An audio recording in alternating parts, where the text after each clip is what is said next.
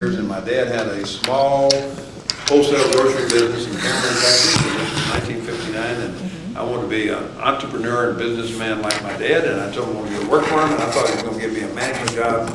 And he said the only job he had for me was working on the third shift at night loading trucks. And I said, Dad, I've been to college for 6 years. And he said, that's the only thing you're qualified for. So I say to each of you, you've had a little experience. Whatever career, tell them to start at the bottom. And with your education, that'll zip you faster than everybody else. But it will teach you an appreciation for the business. But the best part is that later when you have responsibilities and people are telling you about a problem, as they tell you the problem, you've had it figured out before they've ever finished telling you what the problem is, because you've done it before. So, and it gives you confidence. So work your way up. Now, when you became the president and CEO of the company, what vision did you have?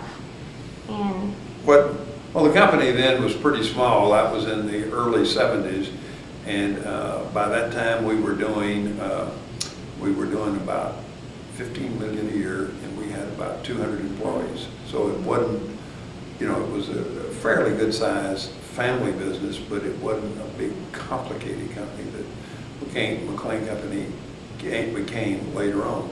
So you worry about as the company gets bigger and more complicated and more things are going on. If you learn as you go, you can get better as you go. Have y'all noticed? Do you remember when you started as a freshman? And look where you are today. And do you look back and say, how in the world did I survive as a freshman? You always look back? yes. Because I didn't know anything, and you were very immature. And then look where you are today. So you in business, everyone has a ceiling of how good you are. And the good leaders get better. They observe, they get mentors, and they try to learn in every experience. Did you ever imagine your company to be what it is now? Absolutely not.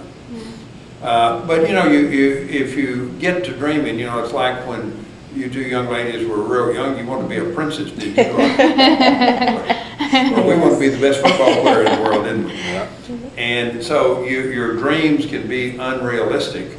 So what I've always done, no matter where I am, stage of my life, I try to have goals a little bit bigger, maybe twice as big as what I'm doing now, regardless of where I am. I try to have goals better than I am, and that they improve for the following year, but not have unrealistic goals. I remember in 1966, I thought, boy, we were doing then about 4 or 5 million a year. And everybody asked me what my goal was in 1966. So we built a new distribution center. And I said, it would be neat to do $1 million a month, and to say I did $12 million. So I wrote and have framed on a picture on the wall where I said in 1966 we were doing a little less than 5. I wanted to do $12 million before I retired. Wow. So, and then I took a Texas map, and I drew a circle of 100 miles of temple, and I said I wanted to serve retail customers within 100 miles and to do $12 million.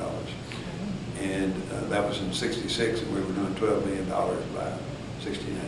Wow. So, but don't get goals unrealistic. Right.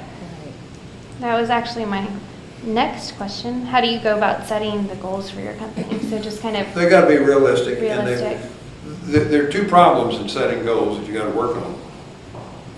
You don't get them unrealistic, or you can't achieve them. It's like saying if you're going to run a mile in 10 minutes, which y'all can, y'all are young. I got to run it in 11 or 12. But just say you can run it in 10 minutes, and you do it in 10 minutes, and you say I'm going to run it in 7. Well, that's probably unrealistic. So get them realistic. That's something that you got to stand on your tiptoes, but you got to work for them. But don't set them too low, then you don't succeed. You don't get ahead. You got to really push yourself. When I went to college, I did my best work avoiding 8 o'clock classes. Y'all like 8 o'clock classes? I did my best work avoiding 8 o'clock classes.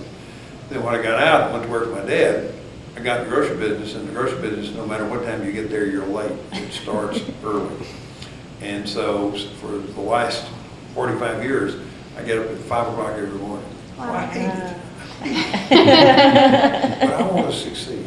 Right. That's And I'm willing to pay the price to be successful. That's right.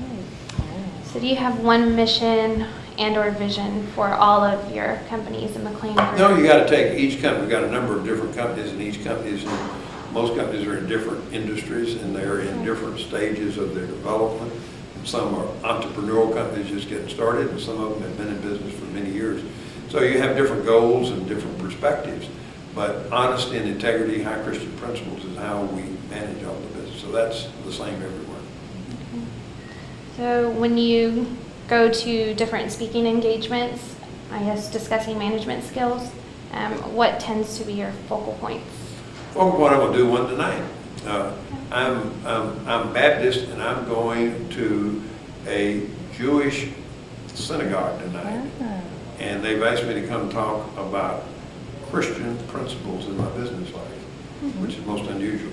So I go and I talk about how the values I have. I think the most important thing in life is to set your values, what's important to you. To me, it's integrity, honesty, treating everybody with great respect. And so I talk about my values, and then I talk about leadership, what the real role of a leader is, and then to be held accountable for what you want to do. And then in everything you do, create excitement. Okay. So out of those, what would you say would be the most important managerial skill that you've used to get to The this most point? important thing in the world is, if you'll read the paper almost every day, business leaders, political leaders are getting in some kind of trouble. They're great leaders, they accomplish a lot, but they do something wrong. And the most important thing in each of our lives is to write down. I write down values. I put them on cards like this. And when I get up in the morning, I'm somewhat sleepy, but I read some of the things that I stand for. So integrity and honesty. Is it the right thing to do? Is it fair? Everyone we impact, if it's something we're doing in our company, is it fair to the employees? Is it fair to the consumers or the public, or everyone we come in contact with? And so I say that you genuinely have to set your values and your goals. That's the most important thing. Would you say that's something you acquired, or is it natural? Well, my father and mother were very fine Christians with great values, and I grew up in a small town. And if I stepped out of bounds, they had spies everywhere. Is that true? That's very And true. my mother constantly said, who you select to be your friends will dictate your life. And when I had some bad friends, she sure pointed that out in a hurry. So I was encouraged by my parents. And then later, as I worked with my father, he was a person of great integrity and principles, and he influenced it on. And then one of the most important things in life to each of the three of you is select some people that are a little older than you are to be mentors of yours. And they shouldn't be relatives, or they shouldn't be somebody you work with, but somebody you highly, like a minister or a teacher or just someone else you've seen, and sit down with them several times a year and get them to give you straight feedback. Now, I guess, what are some examples of how you've been able to use your values and integrity Well, I just think effectively? it's helped keep us out of trouble. Right. And we've never had any bad incidences in our business of things, we've done wrong, things that weren't fair, things that weren't honest. And it's helped us build good businesses. And it's helped me, when you finish the day, or you finish the year, or you finished your career, you should be very happy. I've always said, when I retire, when I get retired, I'm going to get me a house that has a great, great big front porch. And on that front porch, I'm gonna put a rocking chair. And I'm gonna start rocking. And I want a great big smile to come over my face. He said, when I had a chance, I gave it all I had. Right. So it helps you feel much better. I looked at your website again, and it seems that you've listed all your management team. How important do you think they are to your company? And Well, if you're a one man, if you're a lawyer or a doctor, you're a one-man show. Is that? I thought somebody's there. Yes, ma'am. Yeah, can I? Sure. 30 seconds. Right, no problem. They're paying me $500